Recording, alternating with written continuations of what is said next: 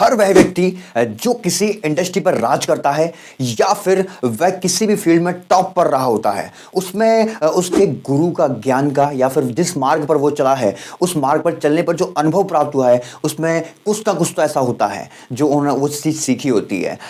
ऐसी सी कड़ी में आज हम बात करने वाले हैं क्रिकेट जगत के महान क्रिकेटर महेंद्र सिंह धोनी के टॉप 3 सीक्रेट्स के बारे में। नमस्कार, मेरा नाम है अमित सिंह। आशा करता हूं आप बहुत ही अच्छे होंगे। Secret number 1, knowing your limitations is more important than the perfection and expert. आपको अपनी सीमाओं को जानना इससे बहुत ही ज्यादा अधिक महत्वपूर्ण है कि आप किसी भी फील्ड में परफेक्ट हो जाएं या फिर एक्सपर्ट हो जाएं या फिर आप उसको बिल्कुल खत्म करके ही माने। तो इसको मैं कैसे आपको समझाऊंगा, इसके लिए कुछ कहानियां, कुछ किस्से लेते हैं। नंबर 1 पहले हम लेते हैं उदाहरण इसमें कि एक बार की बात थी, एक स्कूल के अंदर एक 100 मीटर की रनिंग हो रही थी। उस रनिंग के अंदर बच्चे दौड़ रहे थे। उन्हीं बच्चों में से एक दौड़ा था रोहन, एक था सोहन। रोहन भी दौड़ा और सोहन भी दौड़ा।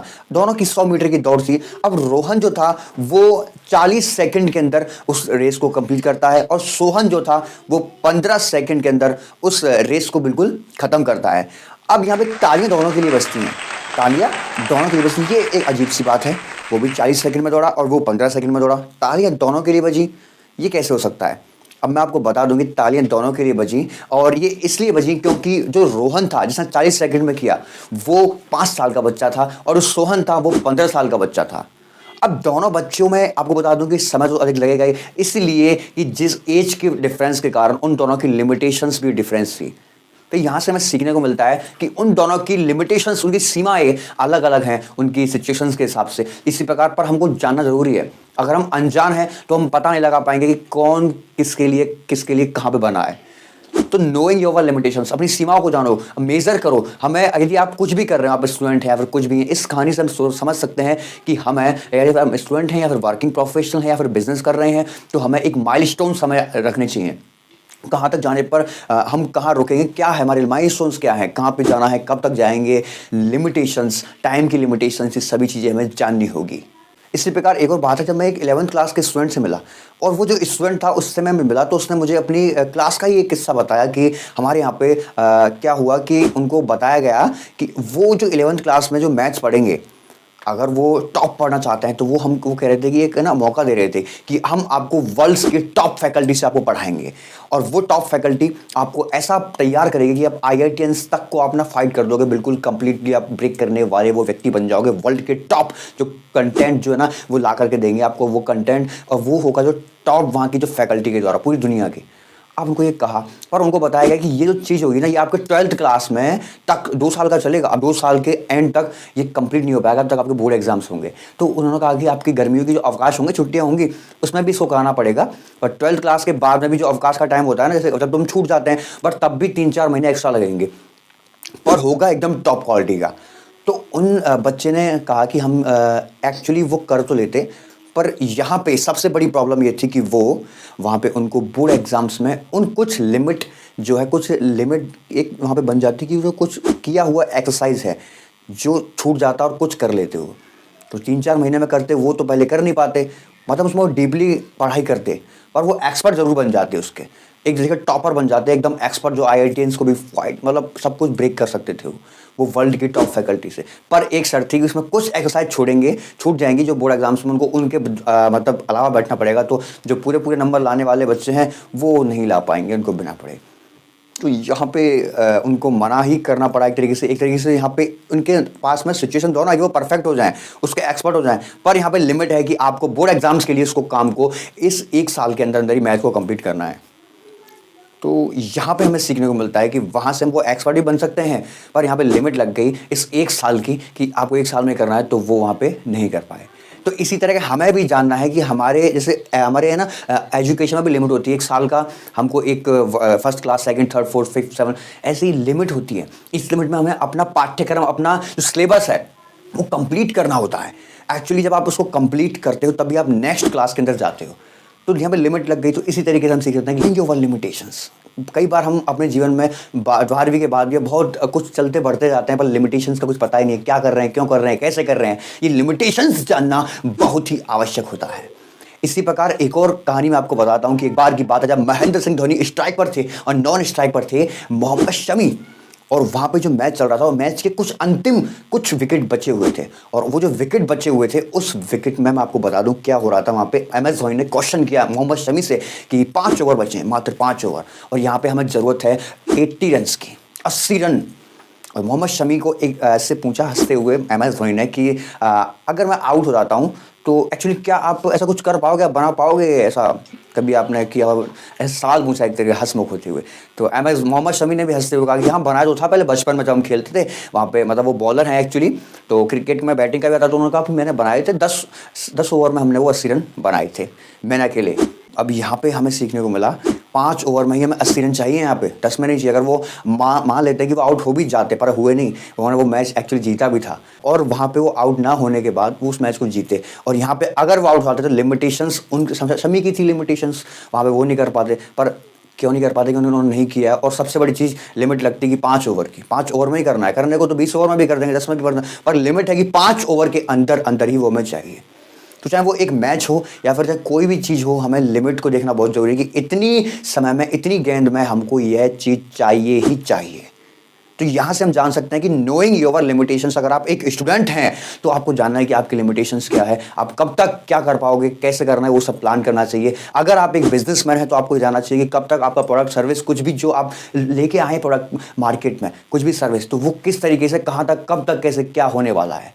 इस तरीके से वर्किंग प्रोफेशनल, तो आप कब तक, कहाँ तक, कौन सी पोजीशन आप प्राप्त करोगे, ये जानना आपके लिए बहुत ही आवश्यक है। Secret number 2, process is more important than the result. आपकी प्रक्रिया आपके परिणाम से भी बहुत अधिक महत्वपूर्ण होती है। मैं आपको बता दूं कि ये बात जो है ना, ये भगवत गीता में बहुत अच्छी तरीके से डीपली सिखाई गई है, जो कि एक्चुअली शायद माही ने वहाँ से सीख करके इसको इम्प्लीमेंट किया हो। तो मैं आपको बता दूं कि माही कौन थे। माही बराबर जीत पक्की, माही बराबर उम्मीद की किरण।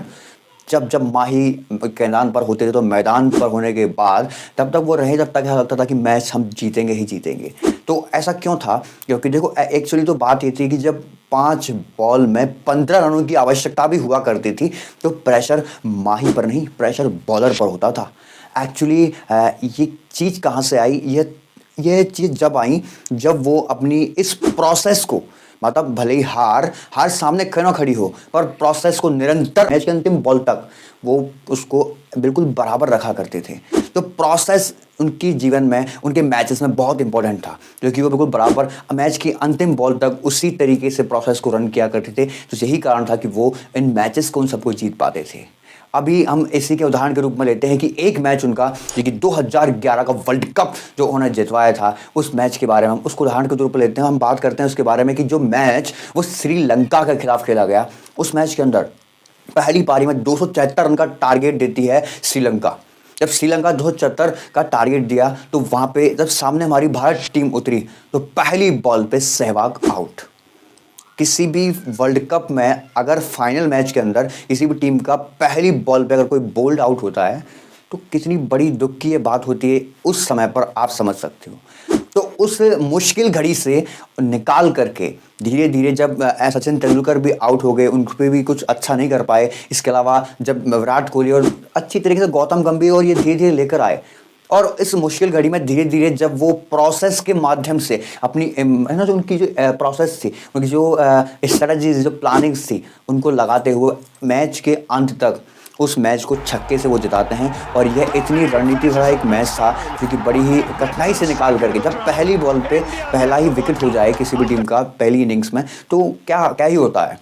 तो यह वो उनके अंदर चीज़ थी कि जब वो प्रोसेस पर इतना भरोसा करने वाले व्यक्ति यहाँ पे हमें उनके अंदर नजर आता है, जब वो हार के मुख से जीत को छीन करके लेकर आए। इसी प्रकार पाकिस्तान से खेला गया वो मैच 2007 का वह मैच जो कि पाकिस्तान के खिलाफ भारत ने खेला था। जब भारत बैटिंग करने के लिए आता है तो इस मैच में अक्सर बनाती है, तो जब सामने से पाकिस्तानी टीम वहाँ पे उतरती है खेलने के लिए, तो अंत तक मैं आपको बताता हूँ वह भी वहाँ तक पहुँच जाती है। और मैं आपको बता दूँ कि जब बिल्कुल बराबरी पे वो आ जाती है, मतलब उनको सिर्फ 2 बॉल में 1 रन की आवश्यकता होती है, मात्र 2 बॉल और मात्र 1 रन।